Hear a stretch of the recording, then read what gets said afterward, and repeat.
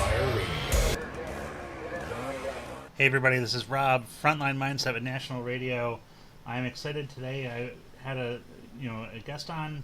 The previous episode was talking about training, and I got another guy in here who I'm actually very thankful to know, who's in the training circuit. He's been there for a year and a day. Actually, he's been there for more than a year and a day. But Aaron Heller from On Scene Training Associates is joining us today, and we're going to talk about training because there's a lot of times I think in the fire service where we get it wrong, and there's times where we get it right too. And I want to focus on getting it right today. So, Aaron, thank you for coming on today to talk about this and really kind of open up the discussion.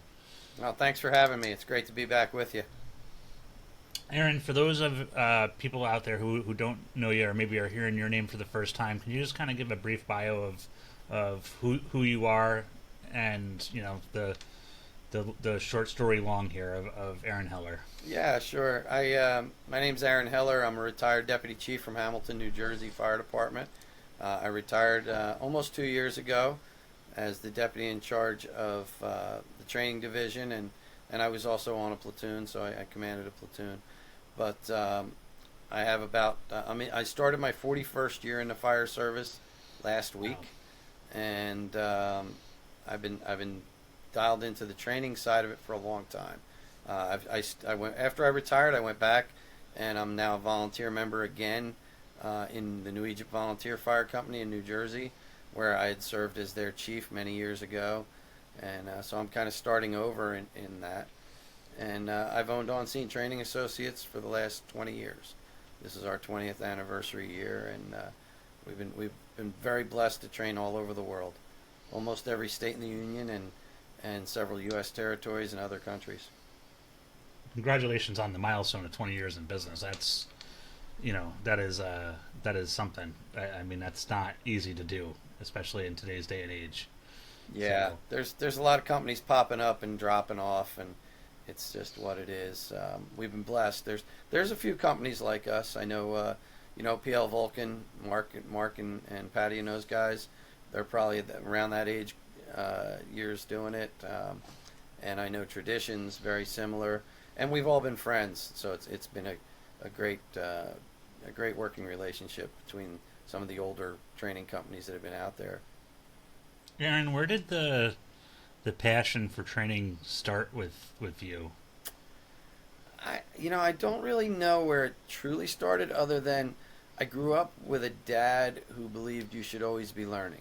And even, right up until he ended up with Alzheimer's, he was an avid reader and always wanting to know more about the world and just understanding things mechanically, philosophically, you name it. So I think he probably instilled a lot of that in me. And I've been that same way since I was a kid. I always wanted to be better. I just never felt I was good enough at what I did, that I could, I use this all the time when we teach. Oftentimes, I was a baseball player. I'd go 3 for 4 with a double and a triple and, a couple stolen bases, and I'd be pissed that I struck out one time. And I always just always felt that I could be better. And that's kind of where it came from. And I've taken that, literally my whole fire service career, and still today. We just got done a big open enrollment program over the weekend. We did great. Our guys were just out of this world good. But I've already made a list of notes of things I think we should be doing better. So That's awesome. And 20 years ago, what were what was the beginnings of On Scene Training Associates like? it was mostly local drills, things like that for local fire companies in the region, in Pennsylvania, Jersey, some up in New England here and there.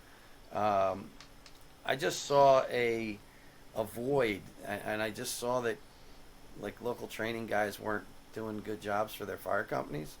And I was going to every conference, every place. I was going to FDIC, Firehouse Expo, Firehouse World in San Diego, Illinois Fire Service Institute. I went years ago for some classes there. Went out to Jimmy McCormick's FDTN, and I just saw that it could be better. They were doing great jobs, but nobody was really doing that great a job locally, in my opinion. And my own department, career and volunteer, both, I felt we could be a lot better.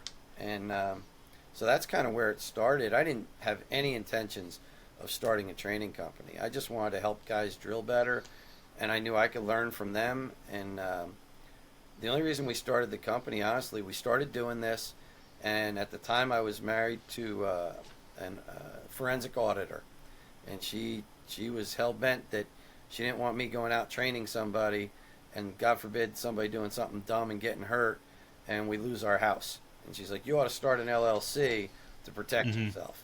So that's why I started it as, on scene training, and then it just kind of morphed from there. And here we are 20 years later, we're an overnight success. Yeah, yeah. I think I've gotten the opportunity to watch you and your crew train a couple times, and I think the most profound training as far as like fully encompassing that I got to participate in was down in burning in the bayou in Thibodaux, Louisiana, and just watching how the coordination that and I say like FDIC level coordination of making sure, and I just say it was it's inspiring because it sets an example, and I want to kind of get into it about what training's out there, but it set the example for me before I even got because I didn't know that I would eventually one day be stepping into a MTO role, and I, previously all my MTOs, and I'm not trying to punch down on them, but like we were lacking in training, and I didn't really start to get. I don't want to say I didn't get good company training, but I got good company training when I started volunteering in Prince George's County, and they were doing it in Hyattsville, and they were doing the basics, but it wasn't a JPR basic. It was like, we're going to go out in the community and you're going to stretch this 400-foot pre-connect into this garden-style apartment building because, you're going to see in real time what it's going to look like. Yeah. And, yeah, and then, like I said, like coming, following that experience up with, like, the structure was just, it was good. But you noticed there was a lack of, like, and that mantra of that you could be better. There was a lack in the local fire service training. What were some of the things that you were seeing or that you've seen over the years that's typically lacking when it comes to fire service training, especially on a local level? Well, I think one thing is reality. Guys will train based on, like you said, they'll train. You just laid it out actually perfectly for me. Guys will train on JPRs, right? And those without an imagination or those without creativity when it comes to training will pull open an IFSTA book or whatever book it is, and they will say, well, we have to do this search training, and we're going to teach a right-hand search pattern, and we're going to do this, and we're going to, that kind of thing. But yet, when it comes to getting creative and doing it, I guess the best way to put it is, what works in your community? You got to train for what you've got and what you foresee down the road, right? Not, here we are in the Northeast, in New Jersey especially. So I would see guys talking about FDNY stuff. Well, that's great. They were drilling like they were the FDNY, but they didn't have 6 guys on an engine. They had 2 and 3. And I'd say, we got to drill like we are going to fight the fire, not like, Squad 41's going to fight this fire. It's us. So that was something that I saw, and I just saw that guys were in their silo, and I didn't even know what that meant back then, but they weren't getting out of the bubble. Where I worked was Mercer County.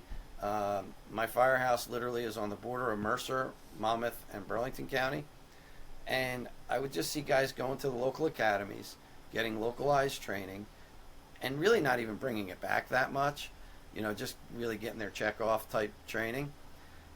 And it didn't really serve anybody. It didn't make them that much better. And it was there was too much familiarity with one another, too much familiarity with the burn buildings, with the setups. I knew if I went to Burlington County Fire Academy and I took this class, it was going to be this. I could tell you the layout of those buildings over and over and over again. There was no challenge. We weren't even putting furniture in burn buildings. We weren't doing anything to change it up. And right. I just saw all this as, there's better ways to do this. There's just better ways, and it was weak. It was generally weak, and I knew we could do better. Do you think that, like, when you said it in the beginning, like, guys open up an IFSTA book, they go to those JPRs, they're going to teach that right-handed search, make sure you hold on to the guy's ankle so you don't lose them, right? Do you think that that sets up and I called it the different training scar, like, it's not the one where somebody gets hurt, but it's the one where, like, we start building resentment towards fire training because it's going to be, like, it's almost insulting to the intelligence of the firefighters that are there. The problem with it, Rob, is not only is it insulting to the firefighters, but to the younger, inexperienced firefighters, they think this is the way to do it. And then they get into a job, they get into a good fire, and the next thing you know, they're going to default to their training. And they're going to fail to that level of training. It's not rising because it's such bad, really unrealistic training. So, I mean, they're going to do the choo-choo train, or as Champ calls it, the eagle in the ass search, in a bedroom that's 10 by 12, right? You're not making grabs that way. You're not helping people. If you do, it was just luck. So yeah, I think they are training scars. They're just, are they physically hurting you? Are they emotionally hurting you? No, until you can't do something on a fire ground because your training failed you. And there was tons of that, But I will say I'm very blessed that I grew up in a era where I saw training from the very basic levels in most places just keep advancing and advancing and advancing. And now we are at an incredibly high level of training offered across this country. Excellent training across the country. Realistic, very fitting, just makes a lot of sense. Again, I'm sure we'll talk about it. There's also a lot of really crappy stuff going on of superstars with great social media. But we're living in a great era of training that I didn't have when I was in my teens and 20s. Yeah, I think as an officer, it's been interesting to watch guys come forward with, and obviously being in tune with social media, but when they see something and then, and the proud moment for me is when they say, how can we adopt this for Fairview? How does this fit for our organization? Yes. And it's like, okay, cool. Like, we've laid some good groundwork here. And this is how it fits in for us. And then their willingness to go try it. And I think that's just like one sliver of the example of how this era has changed, And then on your point, I think back to, like, even my upbringings in Sullivan County. All the firefighters I worked with that volunteered in Youngsville they were their own business owners. They were dairy farmers. They ran construction businesses. Like, they had to be self-motivated, and they impressed that on the younger people because it was up to us to go in and do the job, right? And, like, it just kind of took that work ethic and pulled it in, and they for what they had, they made the best of it. But it wasn't an IFSTA book, Right. Well, back then, I don't even think we had IFSTA in New York. We had Firefighting Essentials, which was, and Initial Fire Attack 1 and 2, which were these, just ball busting, like, this is how you're going to do it, grab the bull by the horns classes, right? So, where we talked about the like the reality and stuff like that. Are there other areas that you've seen, like, when you in your travels and you've just been like, man, like this company or this department's doing really well? I know when we were in Burning in the Bayou in Thibodeau, like, they seem to have their training dialed in almost on a professional level, like between their ISO stuff, the drill towers, everything else, pulling you guys in. Like, what are some of the examples that you've seen of people who are doing it correctly? Well, Thibodeau is a great example, and we use Thibodeau because it's become a home base for us. We just, as a training company, sometimes you go places and things just click and fit. And the first time I taught in Louisiana was many, many, many years ago, and here's this Yankee going to Louisiana to teach, and it went well, and then word spread, and it was all word of mouth, and now, my son moved down there, is on the job, and actually volunteers in Thibodeau now. Oh, wow. So, so it's come full circle. But which company is he in? He's in Protector. Okay. Yeah, he's in the old timer. And he volunteers when he can. He's a busy guy working a ton of hours in Homa. But but he does what he can, and he makes some pretty good fires with those guys. But they, yeah, I think they're a great example of forward thinkers. There was a time where they were very probably just doing the same old stuff, but they were making sure they got their ISO points. I think in the South, ISO means way more than it does up here. They are really dialed in, and some of it's very good because it forces them, a lot of the southern fire departments, to really work towards that. I was in Georgetown City and Pawleys Island, Midway, over the weekend, and they're very proud on their rigs, class 2 or class 1 or whatever. So they're very proud of that, and they work hard towards it. But what I saw in Thibodeau was they wanted to do it. They drilled a lot, but they needed a fresh voice. They needed somebody to come in and say, hey, yeah, you're doing great stuff, but if you tried this or maybe integrated this, it might make you even greater. And that's where On Scene came in, and I think that's where On Scene and other great training companies come in all over the country and provide that, maybe that spark, or that just, I hate to say that the 50 miles in a briefcase you're an expert, but it's true. I even when I was a volunteer officer in New Egypt, and when I was the training chief in Hamilton, I brought other people in. I probably could have run that program. I knew the program inside and out. But I was the drone. They just kept hearing my voice, and after a while they toned it out. So hiring somebody else to come in, years ago we brought in Goldfeder. We brought in Mike Lombardo and Bob Pressler. When they were, they were still, Lombardo was a captain at the time, hadn't even become commissioner in Buffalo yet. Wow. So this is years ago.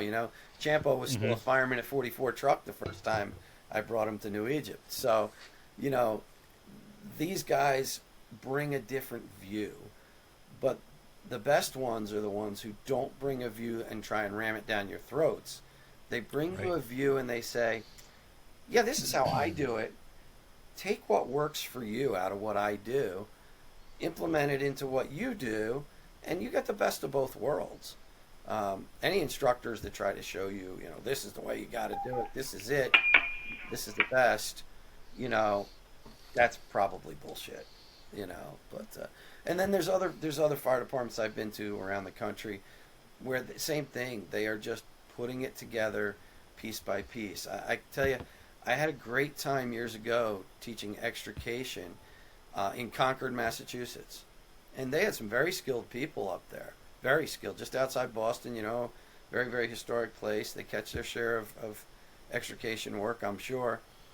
But they invited us in, asked us to do a basic class for them, and a couple of years later asked us to do an advanced class for them. And myself and old Mike Clark, God rest his soul, went up and we did those programs. And they were good. They were already good at what they were doing, but they needed that bump, and we provided the bump. And that, I think that made them much better. I like to think that anyway, without being too arrogant, Well, and I think it's like so this year, well, in the last 2 years, we started bringing in outside instructors into Fairview for different things, and I mean, he probably would be upset for me to say, but Ray McCormick came up, and I said Ray came for free, but he showed us the Mercedes 2.5 and the 2-inch combo, so we could actually, because there was a big argument that it's too much, it's too much, it's too much. Right. We had Dave Quick show up and do the whole Know Your Flow stuff, right? Great stuff. And just now we had Larry DiCamillo with Seaside Consultants come up and do stuff with their new aerial. Yep. Hopefully we have you on the docket, but the commissioners are seeing the value in this, because like you said, it's not just me droning on about, hey, this X, Y, Z, right? It's and I can't miss that we have one brother, one sister coming up to do a class on critical communication for PTSD and suicide. Very important. All like huge stuff, but it's got it you pull in these outside resources, and they are bringing that fresh breath of air, and they really ignite something into the guys and girls to just do better. It's amazing. It really is, and I just think that if it's done properly, again, it's got to be done right. Um, it can be a major addition to your training program, and Mm-hmm. but it takes the right attitude, and it takes stepping into something and knowing your audience, right? So the most impactful training in my career, and I don't believe this will ever be topped in my career, nor do God, I would never want something like this to happen again. But as far as our training went, um, after Charleston had the Sofa Superstore fire, we were working with True North Gear, Steve Missiano and True North Gear. And I don't know if you know those guys, but True North is based out of Seattle, mostly wildland stuff in the fire service. But Mm-hmm. they were getting into RIT stuff and hose straps and all this other stuff. A lot of good, cool products for the fire service. I still think their RIT bag is just out of this world. We were using it in Hamilton when I retired, and I've trained with their stuff for years. But they were offering a scholarship. They saw that training was a need throughout the country. So, as a corporate sponsor, they partnered with On Scene and said, we want to provide training scholarships up to a certain amount to several fire departments in the nation annually. Whatever their problem they're facing is, we want you to go provide them training and address it and bring the right people. So, what a cool concept, right? And it didn't Yeah. cost the fire department anything. Charleston, out of the blue, applies for the training grant about a year after the fire. And they want commercial fire ground training. Now, you're stepping on a freaking minefield after you. I mean, that scab, Yeah. that wound was wide open still. And listen, there's still guys suffering from that fire. But that scab was wide open. But Chief Carr called me and said, "This is what we would like to do." They had applied through True North. True North called me and said, "Call Chief Carr, talk to him, see what you can do. It's a little above our budget." So we worked it all out. And honestly, myself and Bill Hobson flew to Charleston, met with Chief Tippett, Chief Carr, and some of the other battalions that were involved, and they explained everything going on in the city and in Charleston at the time. And this was when they were making wholesale changes, right? Like Yeah. uh, just taking the culture and flipping it on its head. And we agreed to do it. We came up with a plan. True North threw more money at it because we had to bring so many guys, because we were going to be there for an entire week doing nothing but commercial fireground hands-on training for them. Forcible entry stuff, standpipe work, moving 2.5s, rotary saw work, ventilation work, even a little bit of command stuff. And it was amazing.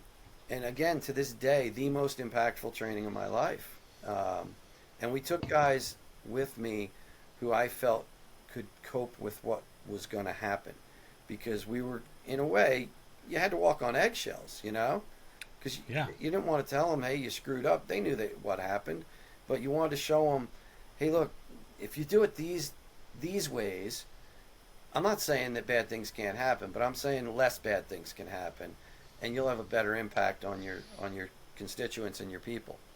So I was very deliberate who went. But one of the key people who went was Kevin Maloney. Kevin Maloney is now retired, but he was a district chief in Worcester. And he was a member of the Worcester Fire Department during the fire. But I just knew that he would be able to equate what he went through to what they went through. Steve Gillespie, who'd been involved in fatal fires in his career in New York City, went with us. So it just brought forth a lot. But the key was, we had to know our audience. We had to know what we were stepping into. And that's why I went there, spent my own money, went down, visited with the chiefs prior, so I could get a feel for what we had to confront, so to speak. Yeah. And that's, I mean, I cannot imagine being in that environment, in that situation. But you had the know-how to know that audience and select your people, and bringing people who knew the known to the unknown and how to bridge that gap. Like, that's, Yeah, great people. solid win. Dave Gallagher went on that trip. Hobson, Bart Simpson, Tommy Decker from Cherry Hill, New Jersey went. Sean Golden, actually from my department. they were just fabulous. They were just, you know, fabulous. And we've got lifelong friends now in that area because of the way in which it all was done. And like I said, definitely the most impactful training of my life. Um, that's where I met EJ, you know, one of my best friends in the world until he passed. So, yeah, that kind of that's it in a nutshell when it comes to that. So before you said something about the right attitude and doing it right, and you kind of led into this experience with Charleston. Um, what are the right attitudes so that, like, if I'm looking at a perspective, I'm the municipal training officer for the Fairview Fire District, and I want to hire somebody. What are some things that I need to look at for the right attitude as I'm doing the job of trying to bring somebody in from the outside to help my organization, to give it that spark, because I don't want to waste the taxpayers' money on something that's going to be a dud, or worse yet, like, work counterintuitive to the training culture that I'm trying to build as a Yeah. progressive MTO, right? Right, right. Well, I think there's a lot that goes into that. Number one, you got to know what topic it is you're bringing somebody in for. So, good example, you brought Larry in to do tower aerial ops with the new Right. ladder. Larry's so good, right? Really good. You vetted Larry. You may not have known you vetted Larry, but you've known Larry now for a couple of years. You've seen him work. You've know his reputation. You know his style of delivery, and you knew that what he was going to bring to your fire department was going to be beneficial and done with dignity and Mm-hmm. respect and with a very high level of ability. And I think those are where we get into this. So if I know, you know, another great name you brought up, you brought Dave Quick or Ray McCormick, right? Yeah. Awesome, awesome people in their own right, but very different deliveries. Very different, right? But you know that those guys are vetted. They're very high quality. They're very respectful to your people, and they're going to be somebody that your people are going to look at, respect them, and say, I'm willing to listen to this guy's opinion or this guy's experiences because of the way in which they carry themselves. Whether whether it be social media stuff, whether it be they've seen him at conferences or whatever, or they've read their articles. I think there's the vetting process. And I think we many of us do it without even realizing we're doing it, but we do it. Others don't do it at all and tend to get a crap sandwich when they didn't realize what they were getting. Because not everybody is that good, but yet there's lots of them that aren't that good that are willing to, they'll teach you how to spackle drywall, even though they've never, put it up in their life. If it makes them a Right. buck and gets them social media likes, hell yeah, they're in. So I think that becomes the issue. So as a training officer, I'm looking at my topic. I'm looking at a list of people who I think could deliver my topic. I'm vetting them. More than likely, if I'm in a position where I pretty much know most of these people, or I know somebody who knows them, so I can make a call and get the reference checked out right away. But I would absolutely get lists of references, because there's too much bullshit out there right now. If you've got a keen sense of social media and you're a pretty good talker and you can BS somebody, you're going to get hired places, and Right. you could do some major damage to some fire departments before you even realize how shitty you are. There was a guy in the extrication industry, and I won't throw his name out there, but those who've seen him know him. He's not in it anymore that I know of because he's on the run, from what I understand. But hell, Yeah. FDIC was bringing this guy in as this freaking guru, and he fooled everybody for a little while. But after a while, you see through their bullshit, and that's what happened. But my God, the things he did and the things he taught. Thank God he didn't get anybody killed. I do remember him taking a kid's finger off on a drill. Um, Right. but this was guy getting hired by major extrication tool companies to do things at FDIC for them in their booth, right? To go around and speak for Tesla, to do this, to do that, and he was full of shit.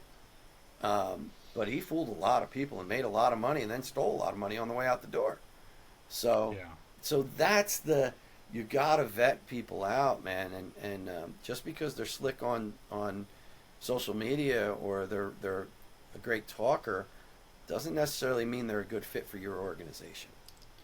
I know you and I have had the conversation before because I teach a class, active shooter fire department personnel in the line of fire, and everybody has to start somewhere. But one of the Yeah. things that I made sure is like I probably I know I undercharged, but in the beginning, like I did it for free at a couple departments to make sure that what I was presenting was meeting an expectation that they had or exceeding an expectation. And then I Right. started to charge for the class as it grew in pop, and I still don't charge enough for it. But it's I have, and I even it's weird for me to say I have customers that I go back to, but I have departments who bring me back every year for their workplace violence program, and this is part of it. Yep. And I guess my other point is like you can vet somebody, but it's also like if I have a startup company and they're charging me $5,600 for a day of training, well, and they have no references, I think we've got to have an honest conversation Yes. about expectations, right? And Yes. that's because I don't. One of the things that I've always wondered is like, how do we know who the next Aaron Heller is if there's somebody up and coming? But there's also opportunities for that person to kind of seek out mentors in the fire service from training. And I think that's another thing that you don't have it maybe necessarily in the advertisement or the mission statement, but I've watched you bring instructors in and you know mentor them and bring them up through so they get the credibility to be an instructor and work with the team and everything else. Yeah, we get asked this a lot. Like probably once a week, I'll get somebody that either calls me or emails me and says, "Hey, I want to work for On Scene. What's it take? What do you want?" It doesn't work that way, to be honest. Um, Everything is word of mouth to me. From what Mm-hmm. people I trust recommend somebody, then I look at it, and it's a very slow process for me. I don't jump in with both feet normally, because I just have too much respect for what we've built, Yeah. and for the guys who have built it for me and us, because I own the company, but it ain't my company. It's theirs.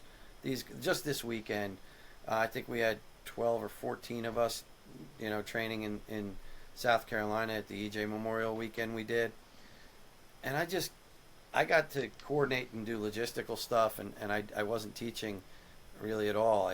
The second day I ended up running a pump because they were short a chauffeur, but I got to sit back and watch our people work, and they're Mm-hmm. just so damn good at what they do. And I watched a guy, and I'll actually say it here because I haven't even called him yet, but I watched a guy teach engine, and he's taught some engine with us at EJ stuff in South Carolina before, and he always says, "I'd really like to do stuff with you if you ever have an opening," and I've always said, "We'll see what happens."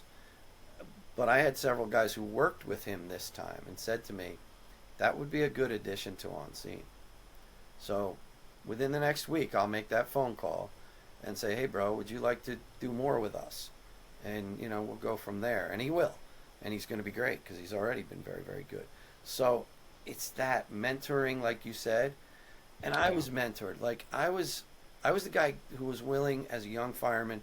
I will go carry your bags. I just want to be there to learn from you. My whole career as an instructor has been so freaking blessed by learning from the best guys.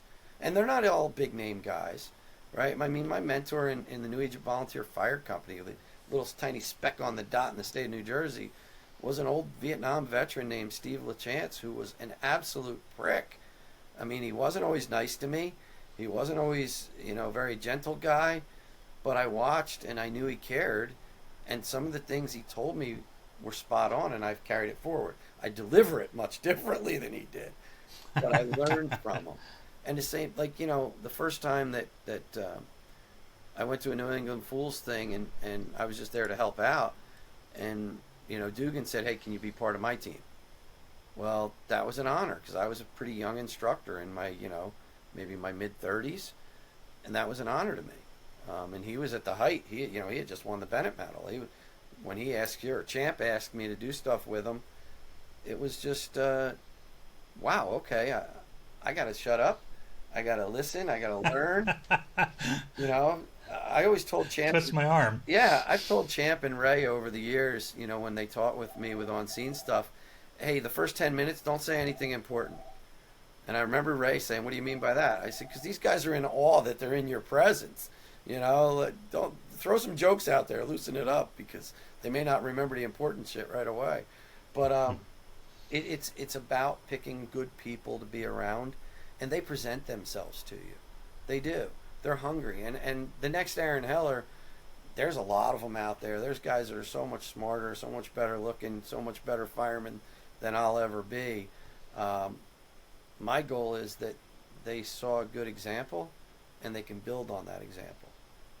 At least in the fire service. That's it's important, and so I hope that's what On Scene is bringing. I believe that is what On Scene brings, because these guys are humble, they're leaders, and they get it. I'll give you a great example, right? Matty Paglione and Danny McCauley are both big city firemen, right? 27 truck in the Bronx, ladder 6 in Boston. Fabulous guys. When I met Danny, I said, wow, this kid's good. He's got a lot of talent. But my God, is he cocky. And I had a couple people say to me, you don't want to bring him in On Scene. He's just too cocky. And I said, well, he's just going to be a helper for a little bit. I like the guy. Well, today, Danny's a fantastic instructor. And he's doing stuff on his own on the side, and he does stuff with us, and same with Matt. There was a time where Matt and I knew Matt since he was very young. There was a time where I never would have brought Matt in. I wouldn't have. He wasn't ready. Right. He wasn't ready. Damn great fireman? Absolutely. Had to get some things in order and had to figure out how he was going to deliver his message. And now, one of the top instructors in this country, in my opinion. He has learned that humility. He delivers it with just a great style and class. I watched him teaching. This past weekend is a great example, right? My own son has been helping us. Now he's 25. He's young. He's inexperienced, although he's getting some pretty good experience down there. He gets the opportunity to learn from the best when he comes in as our helper. 2 weeks ago, we're in Louisiana teaching. He was Paul Combs' helper doing portable ladders. So you get to learn from Paul Combs, right? That guy's way more than an artist. He's a damn good fireman, damn good instructor. So Jared helped him. This week, I said to Jared, hey, we don't need help. You need to learn from these guys. Take classes. So here, I'm putting my son, who, all the love in the world for, and who I want to have a great career down as he goes, in training and saying, listen to what Matt Paglione tells you. Listen to what Kyle Foley tells you. Listen to Bart Simpson, Steve Barton, that whole group, Travis Degelski and Eric Hankins from Cali. And then we get a surprise where Timmy Klett's going to teach engine with us this year. So Timmy taught engine down at the EJ weekend with us this past weekend. So now my kid gets to sit there and listen to Tim Klett deliver it in a totally different way than Matt Paglione delivered truck, but yet with the same levels of experiences and class. And that's the key. Yeah. And really quickly too, I mean, how proud of you are you of Jared? Because I remember when we started National Fire Radio and you were one of our first guests, and I think you were even saying yeah, he's gonna, he's thinking of getting into this, and you set a boundary conversation with him. You had a conversation that set a boundary because you were essentially, and if I'm getting this wrong, please jump in and correct me, Aaron. You're not going to ride I'm going to paraphrase, you're not going to ride my coattails into this easy. You're going to have to make your own name and your own reputation, and you're going to have to put in the work. Yeah. And he's become a fireman. That's, it's got to be extremely proud for you as a father. I am. I'm proud of him. He's, I can't say too much good stuff. He's got a long way to go, right? But yeah, sure. Because I'm sure he'll hear this. But no, I am proud of him, and he's learning from the best. And he's got a very good captain. He works in Houma, Louisiana, and I believe his captain, draws a pretty tight line on that kid. And being my son is a hindrance. He's got my name. They expect him to have my skills, even if my skills aren't as good as somebody else's. They expect him to be able to deliver the goods. And at 25, you can't deliver the goods of a guy that's 55 and done it for 40-some years, But right. But he's carving his own path, and we all have to. We all have to. And I Mm-hmm. didn't help him. I hindered him. I didn't even teach him how to do anything because I really, to be honest, I didn't believe this was what he was going to do. You know, I thought he'd be a gym teacher or sell real estate or something. I don't know. So I did. I probably held back his progress, but he's cutting his own trail. I'm proud of that. And there's so many great firemen's kids out there. Look at Klett's kids, right? Both in Baltimore, doing great things. I mean, just so many guys who their kids are gonna outshine us, and that's what we want. You know, we want to leave it better for them.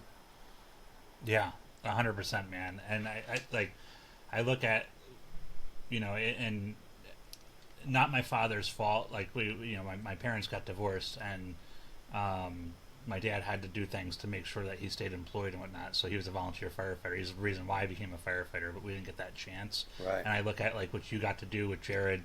I look at what Jeremy's doing with his daughter right now, and it's just such a like I'm so like I don't think parents understand how happy that makes people like me because of one, the missed opportunity to do it because of circumstance, and it is what it is.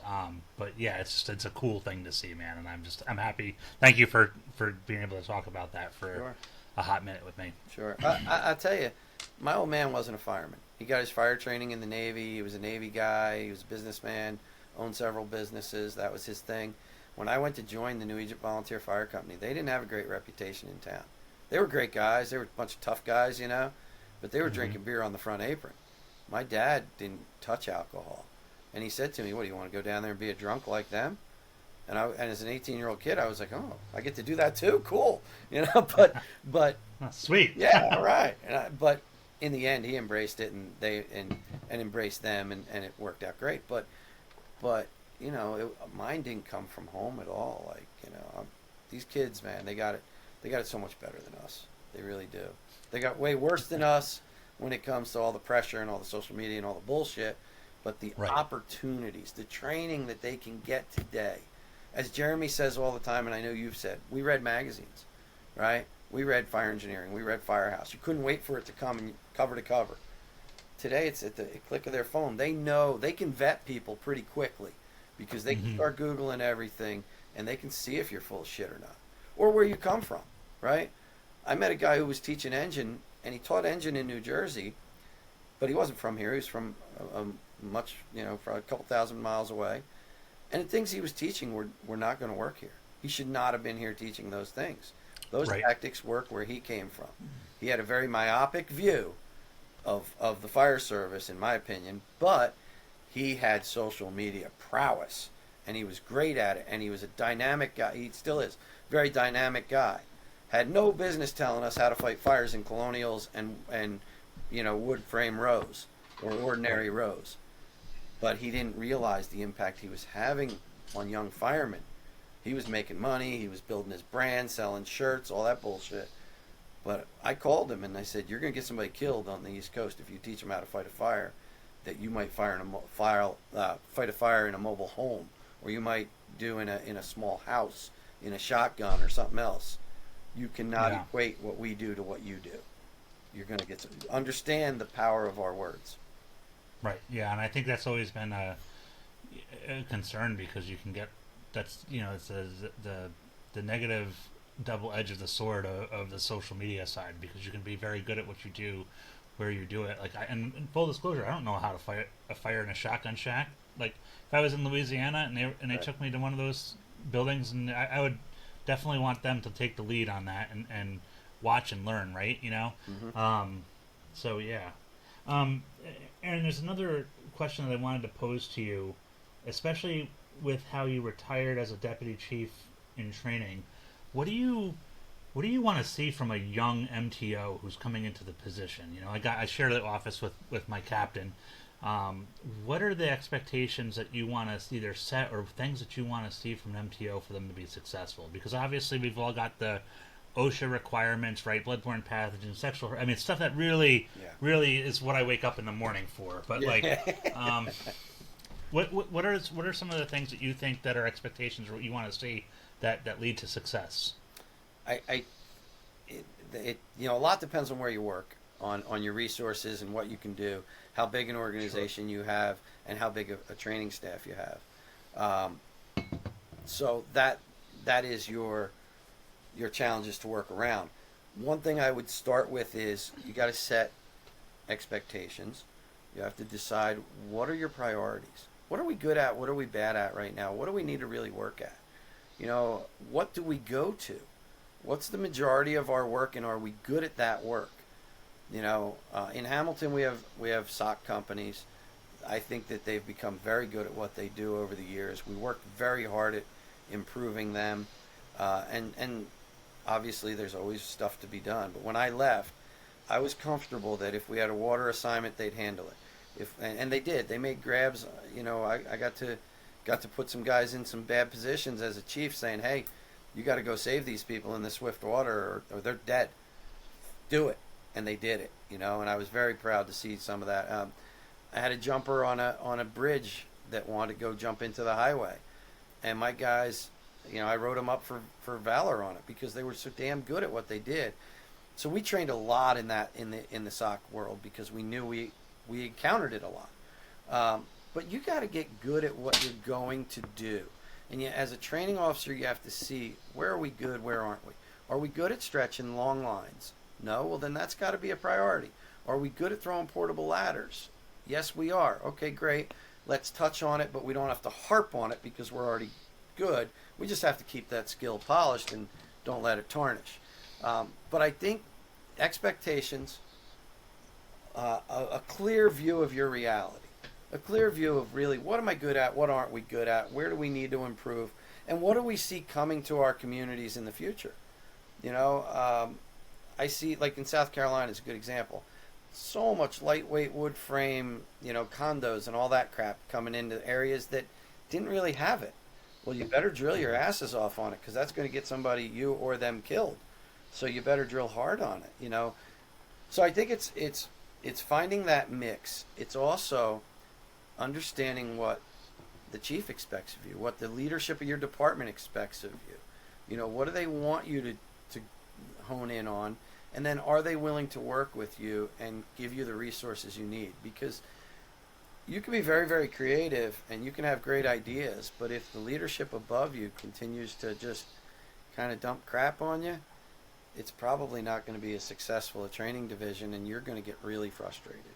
At some point you're going to be like, I'm tired of shoveling shit uphill. I'm going back to the truck company or the engine, if possible. So, but I think a lot of it's dialing in what you're good at, what you think you should be better at, and how are we going to get there. That would be my take on. Plus, you obviously all your mandatories. Right. Well, Aaron, I appreciate you sitting down and talking with me for the time that you've given me today on this. This has been fantastic. I know you got Joey D coming up. Anything else that you have coming up that you need to plug? No.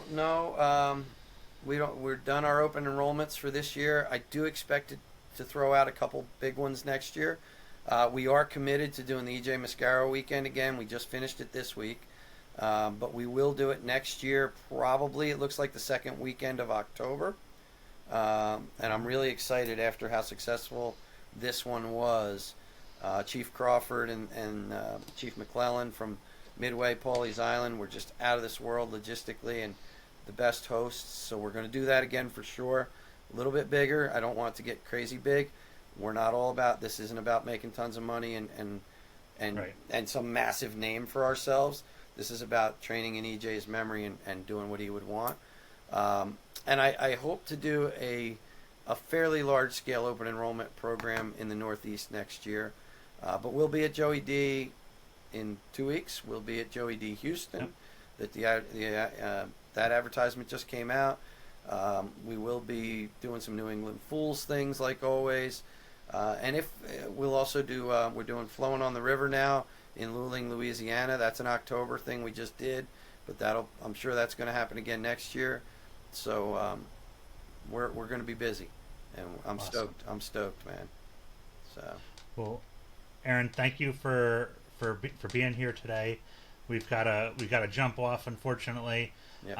But this is Rob from Frontline Mindset with Aaron Heller from On Scene Training Associates. You got to check them out. Find them on social media. They're on Instagram, Facebook, pretty much anywhere you can look. You're gonna find Osta. Thank you for joining us today, Aaron. Hang out for just 1 second here, but we will see you guys on the next one.